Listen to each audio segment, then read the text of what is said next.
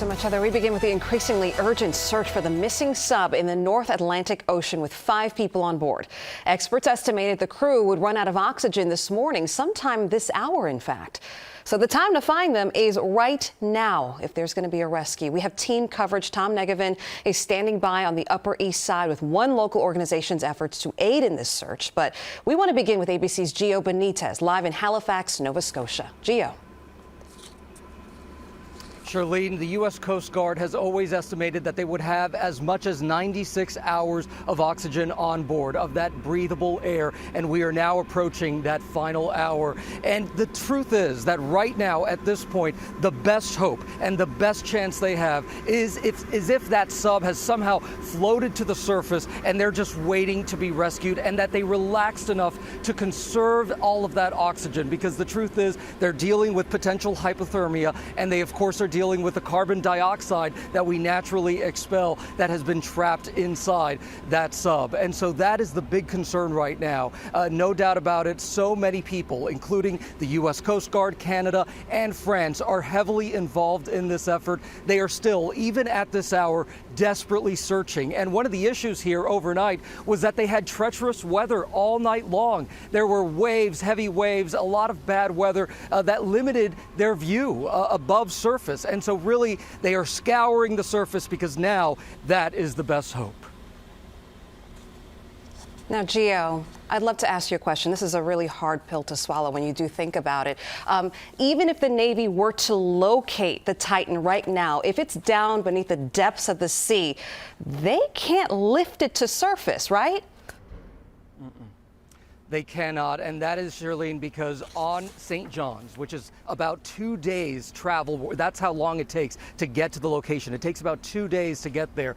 They still have the Navy's deep salvage system there in St. John's.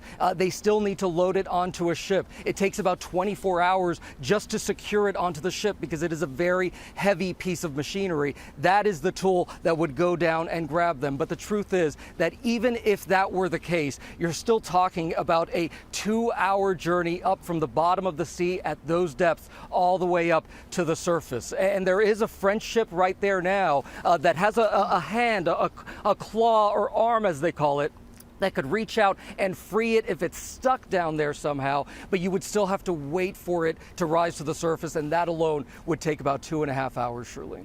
Wow. Time not on our sides.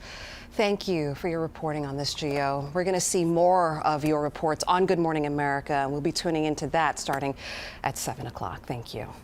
And as we've been reporting, among the 5 people on board is British businessman Hamish Harding. He's one of the founding members of the Explorers Club, which is based on the Upper East Side. And Tom Negevin is outside the organization's headquarters this morning. And Tom, they claim they repeatedly tried to offer help in the search, but they were initially rejected.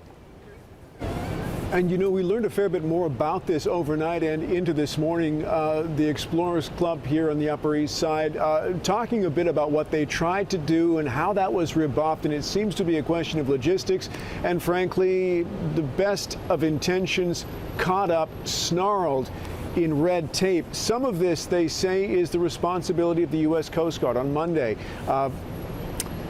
making their efforts sort of moot, and time, as you say, running out. This group trying to get highly specialized drones, ROVs, remote operated underwater vehicles, to that site, one of which, the Magellan, has the technology, the capability that Gio was talking about, some of this, to lift the Titan, to move it without damaging its fragile hull, which is so important, assuming that it's at great depth, that crushing depth, with a rapidly depleting oxygen supply, rescuers racing the clock to get all of this done.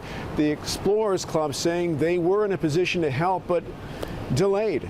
The club offered those ROVs, hoping to assist in Titan's recovery. A statement this morning from the current president of the Explorers Club saying Magellan, talking about the ROVs, is en route, should have been accepted sooner. He puts in parentheses, we are still trying to get side scan sonar, should have been accepted sooner.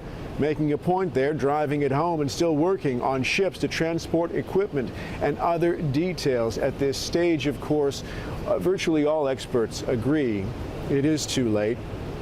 Banging noises were detected inside that search area yesterday and on Tuesday, offering some hope, but that hope running out, as is the oxygen supply aboard Titan this morning. Live on the Upper East Side, Tom Negevin, Channel 7 Eyewitness News. Absolutely devastating. Thank you so much, Tom. We'll stay with Eyewitness News as we continue to monitor the ongoing efforts to find the crew members aboard that missing submersible. This is going to be coverage throughout the morning. And as we get updates, we'll bring them to you on air and on the ABC 7 NY app.